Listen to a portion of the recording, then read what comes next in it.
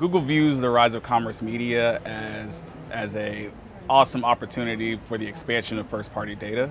Retailers and commerce networks have very strong, deep understanding of their customers, and we are seeing that the proliferation and the opportunity of that first-party data is a huge opportunity.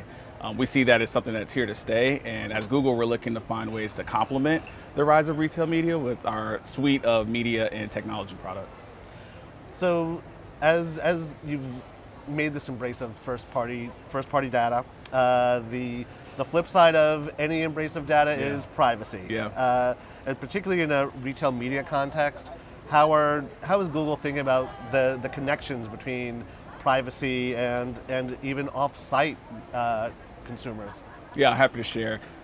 One, we think as commerce media networks grow, that privacy is not only a buzzword, but it's like essential for the business, and that if you break the customer's trust, whose first party data that you're activating in this space, then you won't have a retail media business. And so we think about it in a few ways, like trusted partners. So how do you activate that first party data in platforms and solutions that also hold themselves to a high standard in that regard?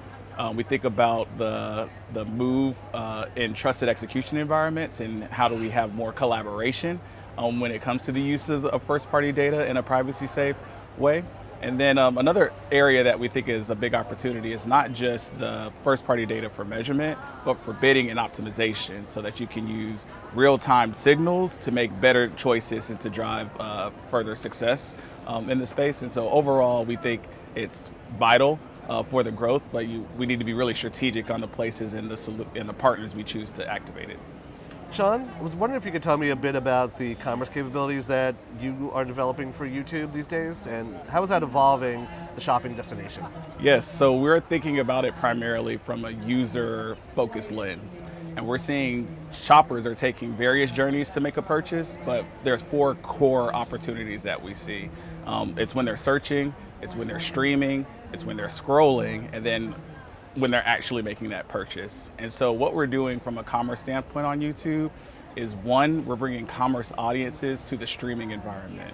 We announced earlier this year that DV360 will include commerce audiences, with our first partner, Costco, being one of our first participants in that beta. And that beta enables not only reaching third-party inventory, but also reaching YouTube in that space. And then secondly, we're bringing retailer product feed information into the shopping experience. And so across our demand gen product, which reaches scrollers on YouTube Shorts, reaches scrollers who are looking for their next YouTube video, and also reaches CTV devices, we're making that more shoppable so that you can go from inspiration to action. So Shawn, I've seen you all over Cannes this week. Has there been anything that's been inspiring to you, or anything you've heard or talked about that you're taking home with you? Absolutely. So I feel in the retail media space, we've been talking about tech, data pipes, measurement, and tags for the majority of the conversation over the last 4 years. And I've been really inspired to hear conversations now in this space around creative, around influence, around experiential opportunities for retail media, and I'm really excited about that. We've made a lot of progress on the data side of the journey, and I could see us start to move more into the experience side of the journey. I think that's a great opportunity.